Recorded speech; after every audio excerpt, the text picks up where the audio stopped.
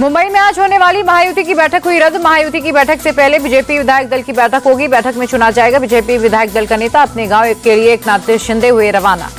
Sources के मुताबिक 1 दिसंबर को हो सकती है महाराष्ट्र बीजेपी विधायक दल की बैठक। देवेंद्र फडणवीस के नाम पर लगेगी मुहर। 5 दिसंबर को आजाद मैदान में हो सकता है शपथ ग्रहण। सोर्सेस के मुताबिक बीजेपी कोटे से 17 कैबिनेट मंत्री लेंगे शपथ। 50% नए और 50% पुराने चेहरों को मिलेगा मौका। शिंदे गुट से 9 और अजित गुट से 7 कैबिनेट मंत्री हो सकते हैं। संजय राउत ने एकनाथ शिंदे और अजित पवार पर कसा तंज। कहा, महाराष्ट्र से जुड़ी सभी बातें दिल्ली में तय होंगी। एकनाथ शिंदे अजित पवार को अपने मुद्दे रखने के लिए बार बार दिल्ली आना होगा। संजय राउत पर बीजेपी सांसद अरुण गोविल का पलटवार। कहा, अपनी गरिमा बनाए रखें और देखें कि जब वे सत्ता में थे तो उन्होंने क्या किया। संभल जामा मस्जिद केस में सुप्रीम कोर्ट का बड़ा निर्देश। चीफ जस्टिस की बेंच ने कहा, निचली अदालत इस केस में फिलहाल कोई कार्रवाई न करे। सुप्रीम कोर्ट ने कहा, हाई कोर्ट में अपील दाखिल कर सकती है मस्जिद कमेटी, तब तक कोई कार्रवाई न हो। 8 जनवरी 2025 तक कोई ऑर्डर न दे ट्रायल कोर्ट। मस्जिदों के सर्वे को लेकर ओवैसी ने अदालतों पर उठाए सवाल। इंडिया टीवी से बोले, कानून तोड़ रही है देश की निचली अदालतें। मस्जिदों के सर्वे के पीछे मकसद कुछ और।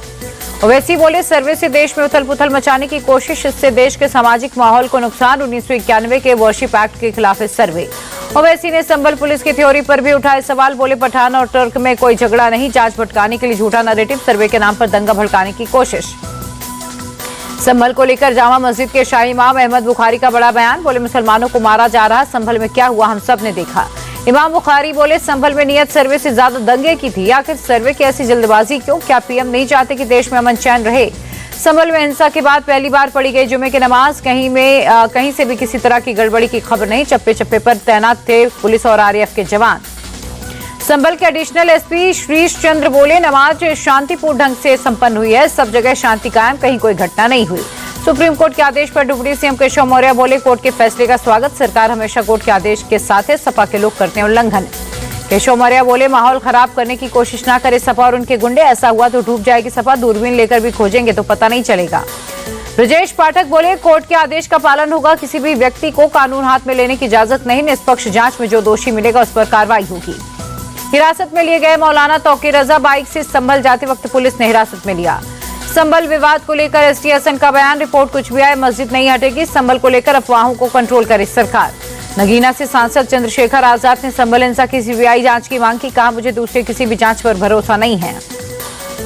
अजमेर में दरगाह शरीफ की सुरक्षा बढ़ाई गई। जुमे की नमाज की वजह से बढ़ाई गई सुरक्षा। दरगाह के सर्वे को लेकर कोर्ट ने दिया है नोटिस। श्री कृष्ण जन्मभूमि विवाद केस में सुनवाई टली। सुप्रीम कोर्ट में 9 दिसंबर को अगली सुनवाई। हाई कोर्ट के ऑर्डर के खिलाफ सुप्रीम कोर्ट में मुस्लिम पक्ष की अर्जी।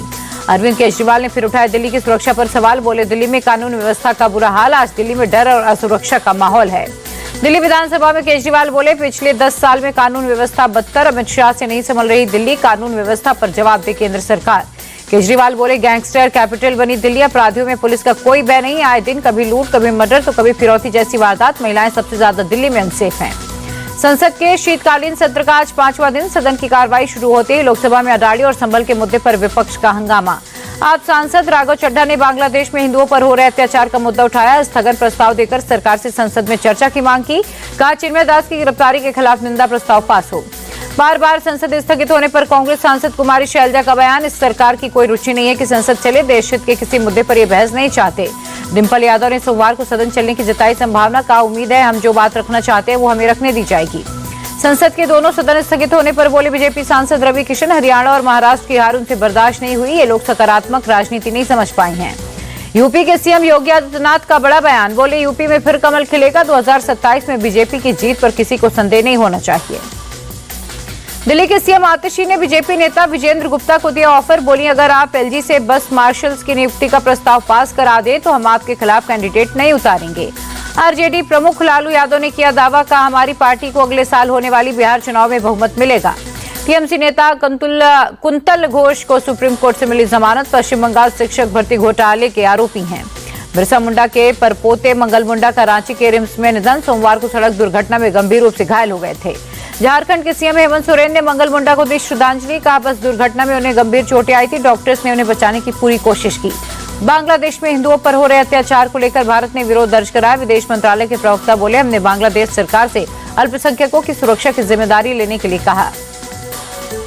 चैंपियंस ट्रॉफी को लेकर विदेश मंत्रालय के प्रवक्ता का बड़ा बयान। बोले, बीसीसीआई ने पाकिस्तान में सुरक्षा की चिंता जताई, ऐसे में टीम के वहां जाने के आसार नहीं है। दिल्ली में हिरासत में लिए गए अक्षय प्रताप सिंह गोपाल जी जनसत्ता दल लोकतांत्रिक के एमएलसी और पूर्व सांसद अक्षय प्रताप बांग्लादेश एम्बेसी का करना चाहते थे घेराव। बांग्लादेश में हिंदुओं पर हो रहे अत्याचार और इस्कॉन मंदिर के पुजारी की गिरफ्तारी का कर रहे थे विरोध। दिल्ली में पुलिस ने बस में बैठाकर हिरासत में लिया। शिल्पा शेट्टी के पति राज कुंद्रा के घर और दफ्तर पर ईडी की रेड। पोर्नोग्राफी मामले में मनी लॉन्ड्रिंग को लेकर हुए छापे। राज कुंद्रा के करीबियों के यहां भी रेड पड़ने की खबर। महाराष्ट्र और उत्तर प्रदेश की 15 लोकेशन पर रेड हुई। दिल्ली के बीकानेर हाउस की कुर्की पर सशर्त हुई रोक। दिल्ली की पटियाला हाउस कोर्ट ने लगाई है रोक। दिल्ली के आईटीओ में एयर क्वालिटी गिरकर बहुत खराब श्रेणी में पहुंची। इलाके में हर तरफ छाई धुंध। इंडिया गेट इलाके में भी छाई धुंध की परत। बहुत खराब श्रेणी में बनी हुई एयर क्वालिटी। उत्तरी तमिलनाडु पुडुचेरी तटों को कल पार करेगा बंगाल की खाड़ी में उठा चक्रवात। 65 किलोमीटर प्रति घंटे तक चल सकती हैं हवाएं। भारतीय तटरक्षक का कोची में सर्च और रेस्क्यू एक्सरसाइज सारिक्स 11 शुरू। एक्सरसाइज में विदेशी प्रतिनिधि भी शामिल। कॉन्सर्ट के लिए मुंबई पहुंची पॉप स्टार दुआ लिपा। 30 नवंबर को मुंबई के बीकेसी में दुआ का होगा कॉन्सर्ट।